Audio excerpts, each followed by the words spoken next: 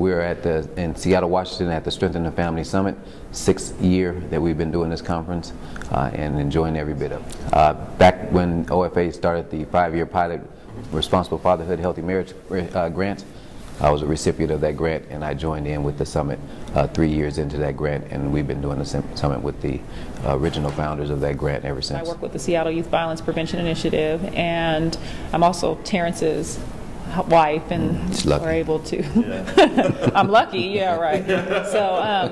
So we're both very passionate about fatherhood, but I also work at the Boys and Girls Club, working with the youth and the Seattle Youth Violence Prevention Initiative, and am very passionate about figuring out how to really help the youth. And when we pull back the layers of all the things that are going on in their life, we're finding that fatherlessness is a huge issue.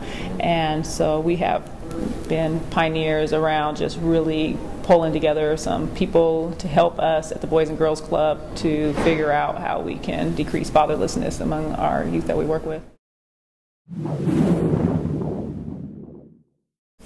Go to the schools. Who do you see in the schools? You see women in the schools. You see boys hanging outside the schools. When you go inside the schools, you don't see a whole lot of men in the classrooms. You don't see them walking the halls. So schools is definitely one way that you can tell that fathers are important. And then in our incarceration, look at our King County jails. African American men, why here in Seattle we represent less than 5% of the total population. We're a higher percentage of those who are incarcerated. Well, and I feel like it's a cultural thing too, not necessarily thinking ethnicity, but just, I don't know how it is on the East Coast, but in the West Coast it seems like we're socializing our men that it's not your role to be involved, and that the moms will take care of it, and on the applications for things it's only asking for one parent, or even now when I do a mail merge I can't pull both parents' names out of the database to mail merge to moms and dads. It's only the first parent that's on there, and if the mom's filling out the paperwork, her name's going to be on there first, and the moms are the ones who are tending to fill out the paperwork. So I see that fathers just aren't being invited to the table. They're not aware of the power that they have and that they do matter.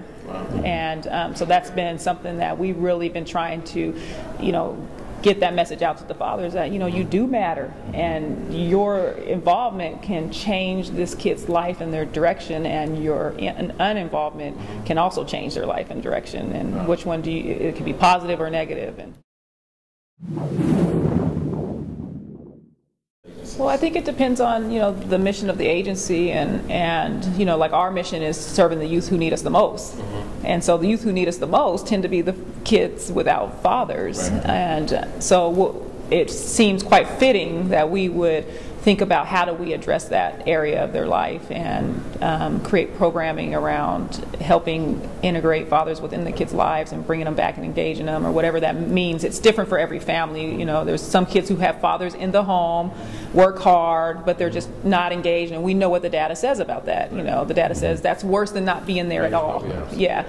So it looks very different for all of our kids, but if your mission as a youth organization is serving kids who need you the most, and you're working around issues of delinquency and violence, and you're trying to strengthen academics and different things like that, then you have to get out the box, because you can do all of the skill building and all these other things, but at the end of the day, if kids are feeling abandoned and lonely and traumatized by the fact that they don't have their father or whatever, then you have to deal with that. So.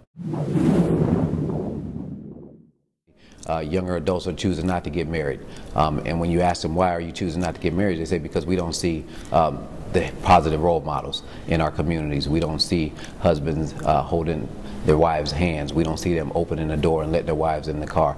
They don't see that affection in there. But when you tie that into fatherhood, we're talking about building stronger fathers and having fatherhood groups.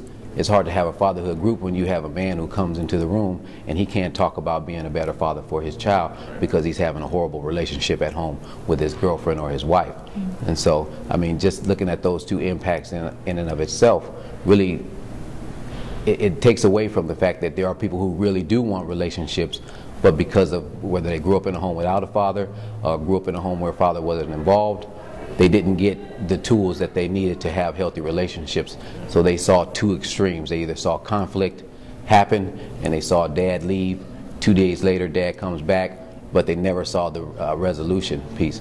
And so they take those into their relationships where they continue to have that patterns of interaction where they're fighting, they fall out, one leaves, one comes back. And so it's easier, as opposed to having a relationship that takes work, that takes time, that takes commitment. It's easier to just continue in that cycle until you get to the point where finally I can't take it no more, and then you sever the relationship there, and then you start the process over again, because now you're doing the same thing with a different woman and a different kid. This man was getting in my way when I was trying to punish my daughter this morning, you know.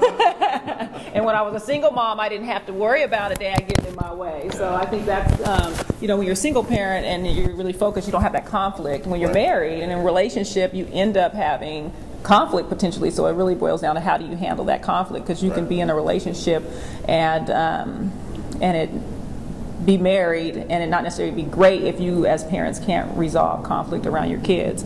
So I'm joking, we'll work it out later. He'll see I was right. But I feel like that whole fatherhood and relationship is very systemic, and it perpetuates what we end up with in our society. So if you have a father who's not in the home or not engaged or not understanding their role in that family system, you have daughters who are watching that's what a man is and does, and then she grows up and ends up getting with a man like her father. A lot of times the research shows that, and it just happens. It's in the subconscious that you believe this is good, and you end up in that relationship and it's not good, so then the cycle starts over again. And so really fathers play a vital role, not just in, you know, their son's life and teaching their sons how to be fathers, but they play a vital role in the daughters and the sons being able to watch to figure out, how do I be a husband, how do I be in a relationship with someone and it be healthy. And so it's really important that we equip our men and our fathers with that insight and that ability to be that man and be that father.